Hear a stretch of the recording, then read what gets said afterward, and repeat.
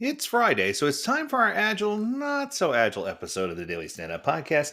And today, I wanted to talk for a moment about work life balance. And that's something I've talked about before. It's been a while, but it's something that if you've ever been to one of my classes before, I definitely talk about this all the time. So let me start with a little story. So I have been asked by no less than 20 organizations to teach certification workshops on Saturday, Sunday, or on Friday, Saturday, or on Sunday, Monday. And my answer has always been the same. My answer has always been a resounding no. And it's interesting to them because they say, well, that's the only way you're ever going to fill your classes. And what I can tell you is I've seen results from trainers who've done this, and they've gotten 20, 30, 40 people in classes. Now, keep in mind, they're dropping a price down to a rock bottom price, and they're getting people to do this on a weekend when it's supposed to be their time off that they're spending with their family, with their friends. It's the time that they're supposed to have downtime from work.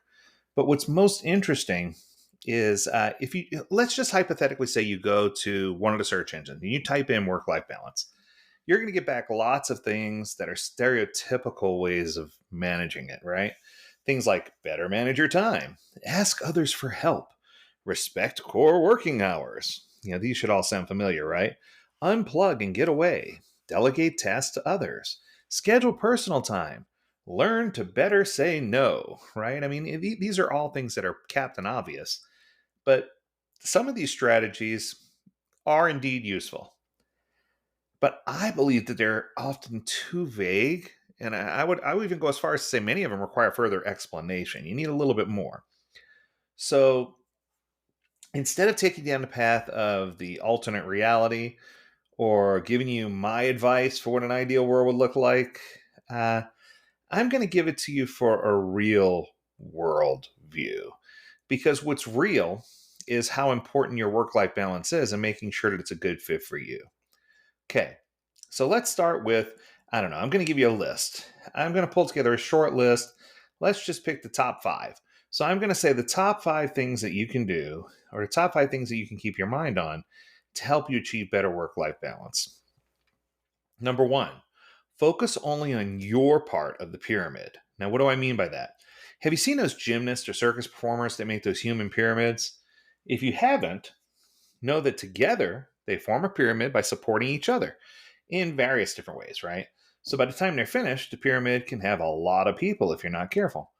While it's amazing that they do this, the important element is that each person is a part of the greater whole, paying attention to their balance and necessary support for others. If they think about the efforts and responsibilities of people above them or beside them, they'll lose their focus and the whole pyramid will come crashing down.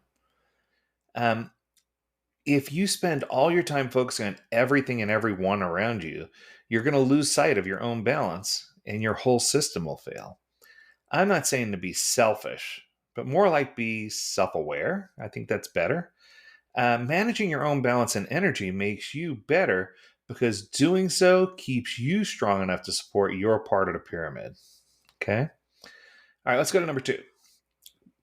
Number two is manage your energy levels, not your hours, HOURS, right? Setting strict working hours and saying this is it, right, for yourself would be great, except for one problem. There's this little thing called life, right? It's unpredictable. You don't know what's going to happen.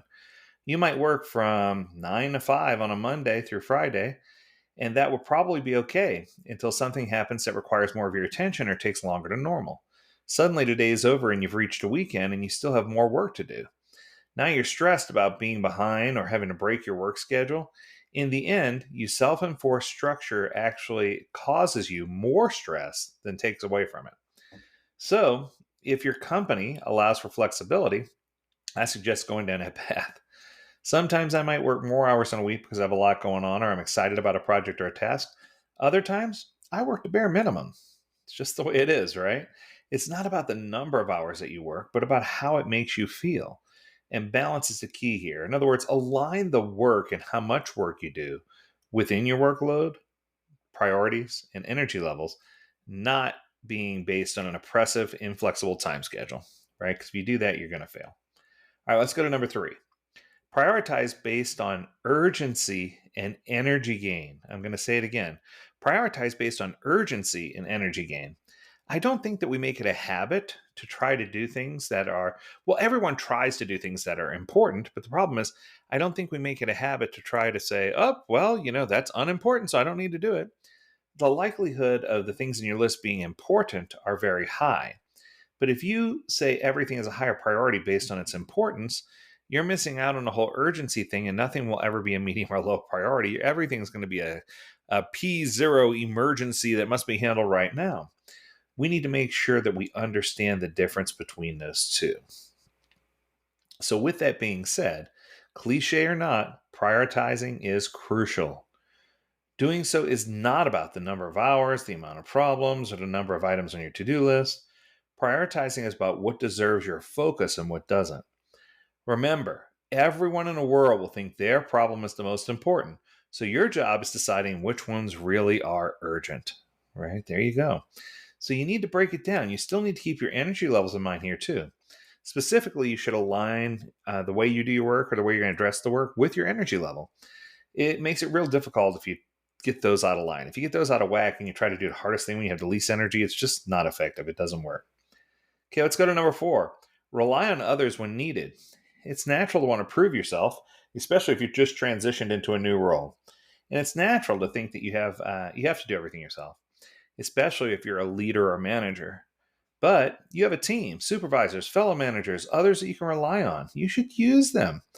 And I don't mean use them in an abusive way, but you should definitely use them to bounce creative ideas off of, to ask questions if you need to.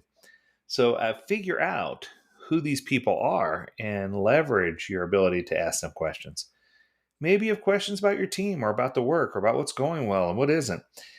It never hurts to ask. Let them be part of the process, and it'll build your relationship with them faster and your relationship with the work faster.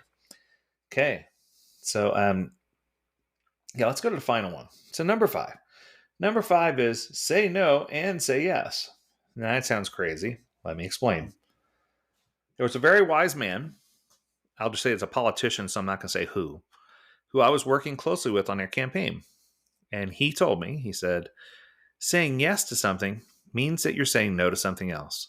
When you say no to something, it leaves room to say yes to something else. And at first, when I heard this quote, I was like, yeah, okay, that's just kind of hokey and whack. But then I realized that for some people, saying no isn't simple. And for other people, saying yes isn't simple. Imagine if someone asked you if you could attend a meeting and all you said was, nope, can't do it. Depending on who that person was, maybe your response is rude or uncaring or even unprofessional. But what if you responded by saying, no, but I'm going to send someone from my team to make sure I don't miss anything? In that case, you're still saying no, but you're also providing an alternative. In other words, you're really saying yes, which is interesting, right? So you need to figure out when you're doing this. Even if it's not possible for you to provide a yes all the time, you can still provide an explanation why you're saying no, or mention you'll tell them later when you have more time, so you can buy yourself a little bit of time to get everything formatted so that you can understand how you're going to explain no or how you're going to explain yes to the other parties, right? So the easiest way to explain this is if you're trying to maintain that mental health and physical health and trying to get to the place where you're happy and you have work-life balance, the easiest way is to make sure that you take the time to focus on yourself, manage your energy, prioritize based on urgency, rely on others when needed, and say no and yes and know which one works. That's going to do it. I hope that you enjoyed this episode. If you have something you want us to talk about, learn more at AgileDad.com. We'd love to hear from you. Until next week, we encourage you to stay healthy, stay well, and stay agile, my friends. Do take care.